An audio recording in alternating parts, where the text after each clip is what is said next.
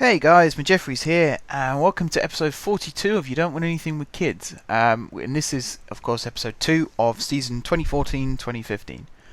I will stop saying that now because this is just episode 41. Let's just leave it like that. Last episode, here we go. Signed a new contract. Or agreed a new contract. Now I've signed a new contract. Done that. 4-year contract extension. I had a year to go, so I don't know why they were that eager. Thanks to BT Sport, I imagine, I've been given a 5k bonus for TV rights for the season. That probably will increase. I like to be on TV quite a lot, raises the profile of the club. And the reason I say BT Sport is because they're the only company that I'm aware of who actually do non-league football coverage. Something that should be done a little bit more, really, because especially recently, at the moment, with the FA Cup, a lot of people, I think, should watch more matches like that. Because I watched one the other day. I think it was Gillingham versus Brackley, I believe it was. Gillingham got knocked out by Brackley, and I found that match incredibly exciting because you've got a team of part-time footballers who on Monday have to go back to the building site they work on, or the post office, or the warehouse, or wherever, and they are giving 110% out on the field, because they know that they're going to be on TV, and they know that the country's watching, and they want to put on a good show and do well for their fans, and they won. And it was a really good match, and I really enjoyed it. And yet it's a shame to see that there aren't many companies who are willing to do that. You know, you see just now the third round's been announced, and the TV rights have been given out. And it's all Premiership teams, and the argument is, when you're paying that much for TV rights, you want to be showing the teams that's going to get you the most viewers and the most advertising revenue.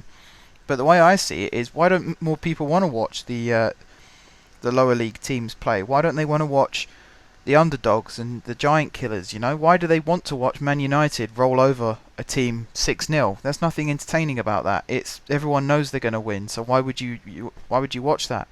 Whereas you've got a team like like Brackley, who beat a League One team. That's exciting because it can go either way. And when the underdog wins, you get that real sense of, you almost get teary-eyed because you can see these people realising their dream of being in the next round of a big tournament and possibly facing a team like Man United. Anyway, I'm just gassing, and by the time this episode goes live, it's probably going to be weeks since the draw was done, so it's not even relevant. Jeffries United wage rises. Thompson, Jones and Johnston have all been given a wage rise. 15% for Thompson and Johnston and 10% for Jones. So let's give you an example. Thompson is now on £450 a week after tax. That's still peanuts, in fairness. So I don't know who our biggest earner is. I imagine it's Bobo, who's currently out for 5 to 6 weeks. Just annoying. Delamon's still rejecting new contract. He will sign. I will make... Oh, hang on. Aha! I could make him sign now. Let's give him... What's he on at the moment? £80 a week. Let's give him... slightly contradictory to what I've said before, but let's give him 1.3k. And then we'll give him a loyalty bonus of, let's say, 1,000. He doesn't have an agent, so we don't need to worry about that. Bonus or clauses. What clauses? We'll give him a yearly wage rise of 5%. We'll give him a promotion wage rise of 10%, and we'll give him we'll do a match higher standard. Oh no, we can't do a match high. I don't know why the board doesn't let you do that sometimes. Optional contract extension. 3-year extension, and then we'll put an appearance bonus, a goal bonus, and a promotion bonus. But we'll put the appearance bonus down to like 650. Goal bonus, I think we'll leave that where it is because that's quite an incentive, and a promotion bonus, we'll do it around 6,500. Let's see if he will accept this. No. Okay. We'll keep trying as the season goes on. It was a good benchmark. It gives you an idea as to what he will and won't accept. it could just be the wages needed to be a little bit higher, or just one of those bonuses needed to be a bit more of an incentive for him. If he's going to play hardball though, I'll let him go. Simple as that. I'll sell him in January because we won't let him go for nothing. Because at least then the club benefits. Because no player is bigger than the team. And if one of the cogs decides they don't want to whir, then they get replaced. Simple as. So, if Delamont doesn't want to play ball, then I'll just sell him in January. So, I'll keep trying. I'll probably do one a month maybe. Try and get him to sign a deal. I might reduce the contract length to maybe 2 years. And then try next season to see if I can get him to stay for longer. As we get promoted, he'll be more willing to stay. The other tactic I can use is sell him in January and then try and bring him back later on. It'll probably cost me a little bit, but if we're earning tons of money as a club anyway, I might dip into the bank a little bit. The positives though, we've got players. Nice, a scout. Cork accepts a new offer. Bickers, who's a coach, he accepts a new offer. Hogan, he's a player. He signed a new deal. Stevens has signed a new deal.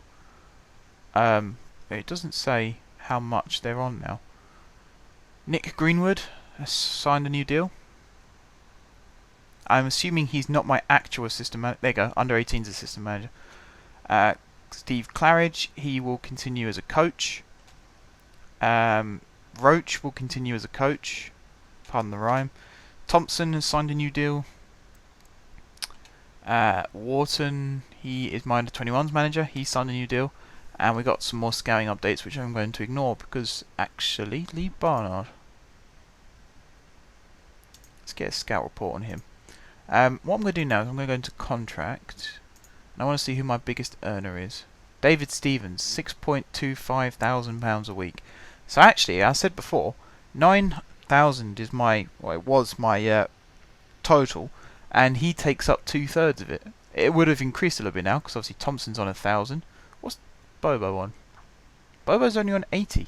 Although I suppose it's not because he's not 17 yet. He's still 16. So when he turns 17, that will increase. Delamont, when he eventually signs, he'll increase. Seeing how much Stevens is on, I might raise Delamont's up a little bit, so he will sit maybe about 4,000, 3 to 4,000. And then a lot of these players here, like Quintaka and Drusen and Francois and Carino, they're all players that I want to keep. So I won't be afraid to throw a little bit more money at them, but I might do that more in bonuses than actual wages. So it gives them an incentive to play. At the same time, there's that chance that if they don't perform properly, then they don't get paid, and we save a little bit of money. I believe that's how Liverpool do things now. They sort of have like a basic wage structure, and then they have like a bonus scheme on top of that. And if that is true, that's not a bad way of doing it, because it means you get the best out of your players without spending too much money, and then if you don't get the best out of your players, you save money. So it's a pretty good strategy. Just waiting for these loading screens. They're taking a bit longer than normal. We've got some more players signing new deals. So Gareth Jones, Ian Andrews as our current goalkeeping coach, Baines, who's a scout, Morgan, who's a scout, Ryan, who's a scout, Pert, who's a fitness coach, Trice, who's a scout, Niall Robinson, Myler, who is a coach, Johnston, Philip Johnston, Leversedge, who is a physio, Irving, who's an under-18s coach, Monk, who is the under-18s manager. There's Barnard's report. See, it's his wages. I don't really want... I might offer him a trial till the end of the... Let's bring him on a 4-week trial, if it will let me. Because I don't want to be spending massive amounts of wages on a player who's... Okay, that's my mistake. I thought he was over 30, but he's only 29. So, who knows? Who knows? We'll think about it. Just to shore up our strikers, because I know we got some good strikers like Drusen and Francois and the Wilson brothers, but sort of in the mid-season when we really needed a goal, none of them were really producing the goods. So, if I could bring in someone like Barnard, who, I mean, he's played at every level. And he and Ricky Lambert at Southampton were lethal in their season in League One, where they got promoted. They just absolutely caned the league. They both got 30 goals plus each. So to have someone with that kind of experience in your team, you fight for that. You pay top dollar for that. But at the same time, I'm not going to be stupid about it. I think I'm going to go through this last little news bit here, and then we'll call it an episode. So, Wilson and O'Brien's contracts are expiring. So let's bring... How does that work? When? Wilson... 2015. They're not expired. That's a year. Oh, I don't like it. Right, Frederick. Will he accept, or has he just signed a new one? No, he wants a new deal. Right, £500 a week. Yeah, that'll do. And there's Delamond. Will he accept? Let's give it another go. We'll do 2 years at 4,000 a week with a loyalty bonus of, let's say, 20,000, because we want to keep him. Then we'll have same as before.